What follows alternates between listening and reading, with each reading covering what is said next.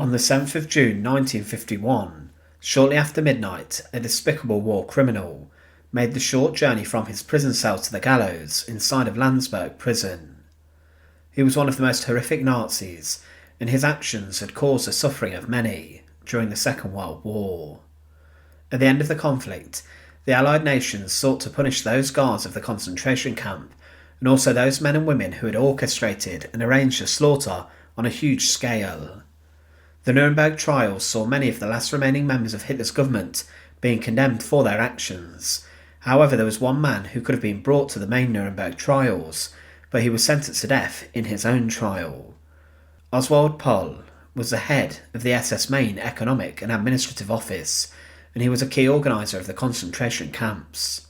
Join us today as we look at the execution of the ruthless Oswald Pohl, and as always, to support our channel, please make sure to subscribe.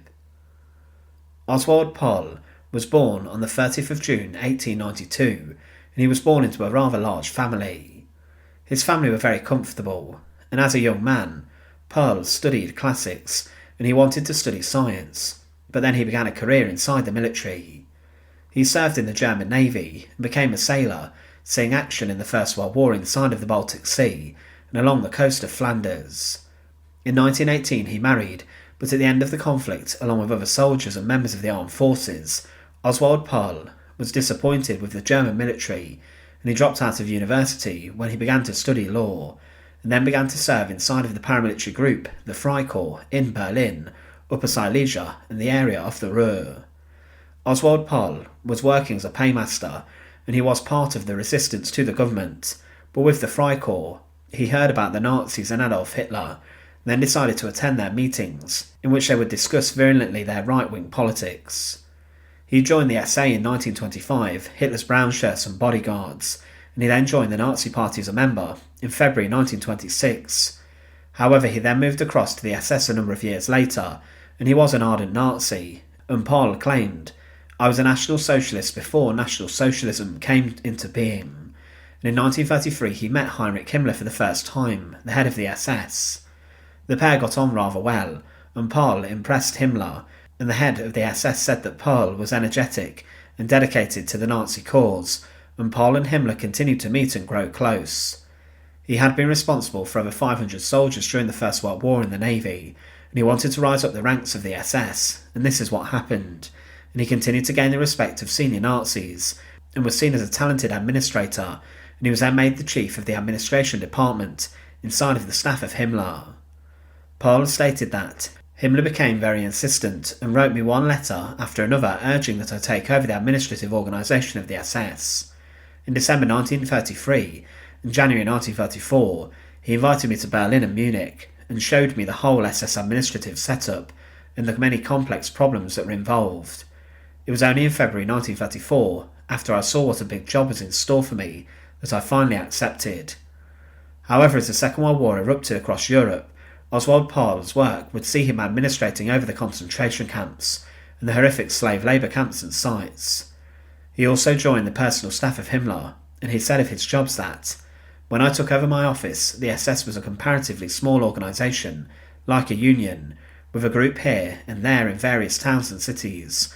I started by installing administrative commands in various key cities, and I selected personnel who would be fit for their jobs. I inaugurated schools that taught these administrative officials for a few weeks, before they were dispatched to take over my branch offices all over Germany. I achieved the sound administration in the SS, with orderly bookkeeping and financial sections." However, inside of the administration of the concentration camps, Oswald Pohl would oversee the horrors and would understand the slave labour which was deployed at the camp, and how this was performed to make as much money for the Nazis as possible. He accompanied Himmler on regular visits to camps such as Mauthausen, where he witnessed prisoners working themselves to death inside of the concentration camps, and because of the fear of execution. But one of the most important jobs Oswald Pohl had was to control the finances of the SS, and he would allocate the budgets for the building of the concentration camps, and also their expansions. It was his job to dish out the money from the Nazi officers, and he became the chief for the budget and construction of these camps, and Pohl later was known as the head of the SS main Economic and Administrative Office. He was now one of the most powerful Nazis inside of the Second World War, and it was said that he controlled 20 concentration camps, 165 labour camps, he directed all SS and police building projects, and was in charge of all SS economic enterprises. He was the third most powerful behind Heinrich Himmler and Reinhard Heydrich inside of the SS, and he would also, in his work, allocate the money for the horrific areas of slaughter at the camps to be built, for example the gas chambers and shooting ranges. But Oswald Pohl was obsessed with money and making more profit for the Nazis. He complained at one point, though, that the death rate of the inmates at certain camps was leading to a large downturn in profits of these sites. He was a very powerful man and expanded the SS industries and made more subcamps, and his policies, which were motivated by money, caused a huge amount of death. It was the extermination through labour, and he specifically led to the deaths of many. For example, he refused to allow an increase in food rations for the prisoners who were starving to death inside of the granite quarries of the Gross Rosen camp. He was involved in the deaths of the camp, and Pohl would continue to exploit the inmates so he could maximise as much profit in the camps as possible.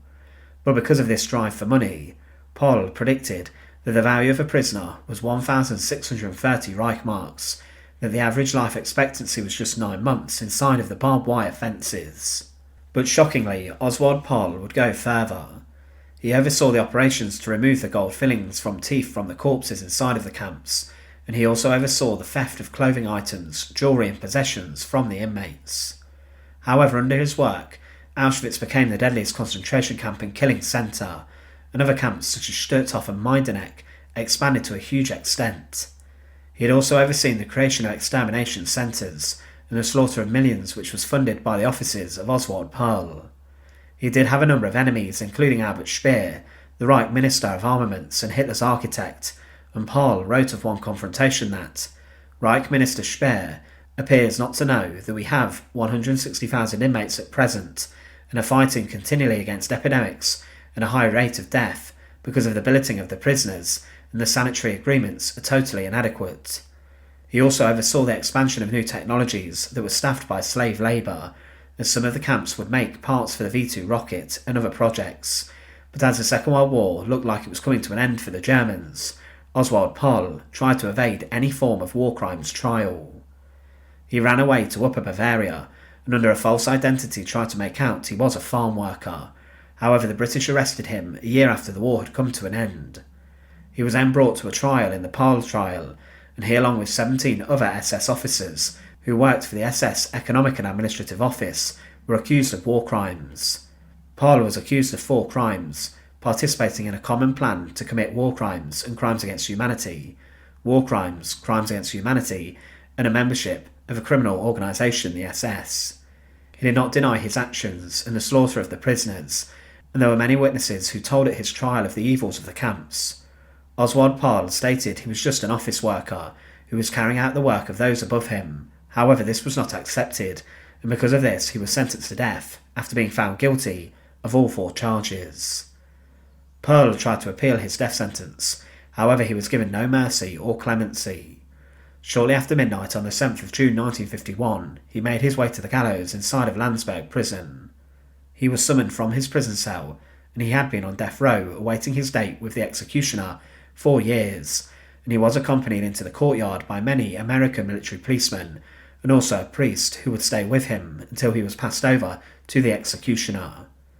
Pohl was at the bottom of the gallows, spoken to by officials who confirmed his identity, and his legs had been shackled together. He was then led up the stairs and was handed over to the executioner, who secured his arms behind his back. He made a few final checks whilst a guard shuffled him over the trapdoor, and a photographer took his final image, standing just above where he would be shortly executed. A black hood was then placed over his head, and then the noose was. With this, the executioner then pushed a lever, and Oswald Pohl plunged through the execution structure and gallows to his death. Oswald Pohl was a man who was happy to sit behind the desk during the Second World War and allocate funds to expand the concentration camps and the mass slaughter that occurred inside of them. He was a man who would brutally have no regard for the lives of the inmates, and for his crimes he went to the gallows. His office signed off and funded the expansions of sites such as Auschwitz, and oversaw the introductions of gas chambers and other ways of mass killing, and he was a brutal and horrific man whose actions led to the deaths and suffering of millions. Thanks for watching. To support our channel, please make sure to subscribe, and once again, thank you so much for watching.